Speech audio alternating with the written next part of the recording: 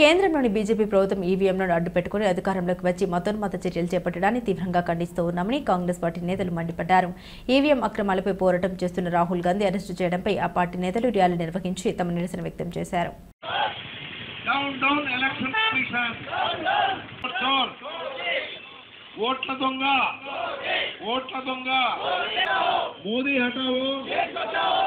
Modi హటావో, BJP హటావో, భారత రాజ్యాంగ వ్యతిరేక బీజేపీ ప్రభుత్వం.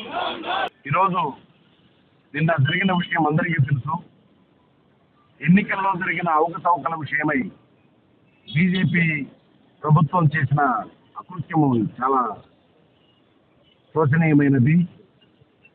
300 మంది ఎంపీలు అంటే రాజ్యసభ సభ్యులతో కూడా కలిపి 300 మంది ఎంపీలు ఎలక్షన్ కమిషన్ ఆఫీస్ దగ్గరికి నిరసన తెలియజేయడానికి పోతూ ఉంటే బీజేపీ ప్రభుత్వం అన్యాయంగా అక్రమంగా అరెస్టు చేయించింది.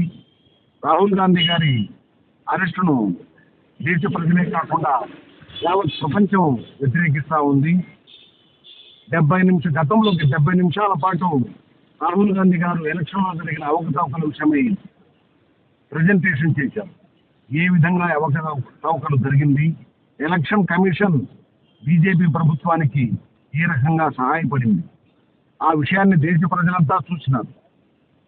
ఒక ఇంట్లో 70 ఓట్లు, ఒక అపార్ట్మెంట్లో అయితే ఒక మండలానికి సరిపడే ఓట్లు అంటే దాదాపు 7,000 ఓట్లు ఒక అపార్ట్మెంట్లో ఉండడం చాలా శోచనీయమైన విషయం. వాళ్ళు డోర్ నంబర్ అనేది 00 అనేది డోర్ నంబర్ వేసేది, XYZ అని తండ్రి పేరు రాసేది. ఈ రకంగా అనేక ఓట్లు తారుమారు చేసినారు. ఇది కొన్ని మాత్రమే, ఒక రాష్ట్రానికి సంబంధించిన మాత్రమే ఇటువంటి వివరాలు ఉన్నాయి.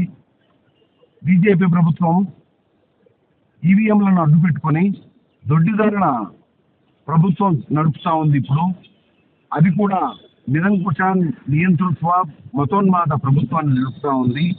ఈ విషయాలను మేము తీవ్రంగా ఖండిస్తూ ఉన్నాం.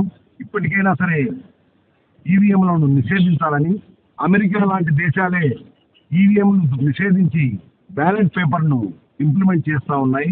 అటువంటి సిస్టమ్ తీసుకురావాలని చెప్పని మేము కాంగ్రెస్ పార్టీగా డిమాండ్ చేస్తూ, రాహుల్ గాంధీ గారు కోరిన సమాచారాన్ని ఎలక్షన్ కమిషన్ ఇవ్వాలని చెప్పని, బీజేపీ ప్రభుత్వం ఇవ్వాలని మేము డిమాండ్ చేస్తూ ఉన్నాం. ఎందుకంటే సమాచారాన్ని అడిగితే డిజిటల్ సమాచారము ఏదైతే నిక్షిప్తం చేసి ఉన్నారో అటువంటి సమాచారాన్ని ఎన్నికలు అయిపోయినాక 20 రోజులకే కాల్చివేయడం అనేది చాలా దారుణమైన విషయం.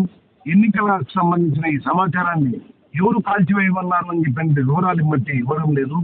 ఇటువంటి అన్యాయమైన అక్రమమైన దొడ్డిదారిన బీజేపీ ప్రభుత్వం అధికారంలోకి వచ్చింది. ఈ బీజేపీ ప్రభుత్వాన్ని దించే వరకు కాంగ్రెస్ పార్టీ అనుబంధంగా లేకపోతే మిత్రంగా ఉన్నటువంటి ఏ పార్టీలు కూడా వెనకడుగు వేసేదే లేదు.